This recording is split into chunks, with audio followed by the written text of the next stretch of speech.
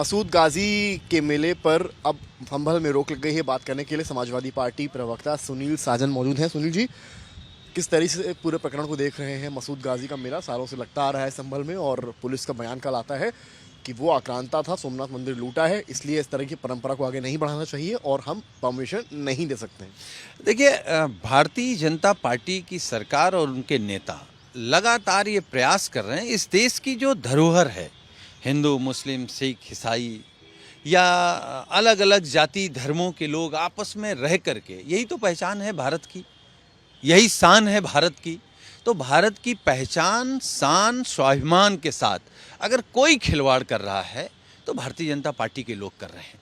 सरकार का रुख देखते हुए कभी सीओ बयान दे रहा है, कभी एडिशनल एसपी बयान दे रहा है। तो अगर हमारे नेता माननीय अखिलेश यादव जी ने कई बार कहा, अगर इतना ही शौक चर्राया है राजनीति का, तो आओ उतारो वर्दी, आओ पहनो कुर्ता पैजामा, आओ मैदान में। तो जिन लोगों ने संविधान की शपथ ली है वो संविधान के खिलाफ बात कर रहे हैं। हमारे नेता ने कल कहा कि जैसे कुंभ है, कुंभ में किसी ने नहीं देखा किस जाति का, किस धर्म के लोग आए।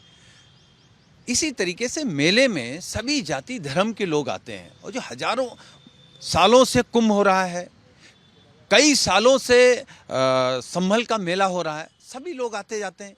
लेकिन इस देश के असल मुद्दे पर बात न हो, इसलिए पूरी भाजपा सरकार लगी है कि किस तरीके से इस देश में दंगे हों, किस तरीके से लोग आपस में लड़ें। तो आपस में लड़ाने में बीजेपी लगी है। वहाँ के जो पुलिस एएसपी हैं वो ये कह रहे हैं कि ये राष्ट्रद्रोह है अगर आप इस तरह का मेला आयोजित करते हैं, क्योंकि सोमनाथ मंदिर को जिन्होंने लूटा उन आक्रांताओं का महिमा मंडन नहीं होना चाहिए, इसीलिए हमने ये रोक लगाई। तो अगर किसी ने भी वहाँ मेला लगाया तो वो श्रेणी में आएगा और कार्रवाई की जाएगी कठोर।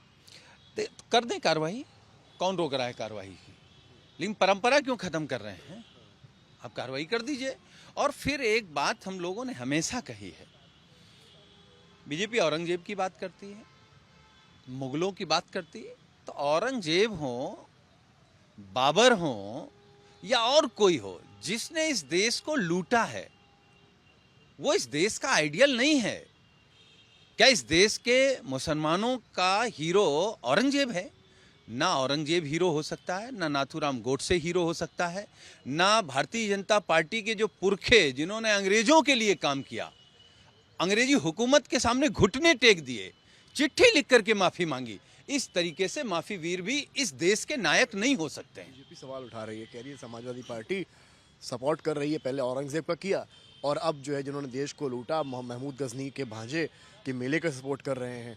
समाजवादी पार्टी किसी उस आदमी का सपोर्ट नहीं करती है जो इस देश को लूटे हैं, जो इस देश में नफरत फैला रहे हैं, जिन्होंने अंग्रेजों की मदद की है, जिन्होंने माफी मांगी है, जिन्होंने महात्मा गांधी की हत्या की है।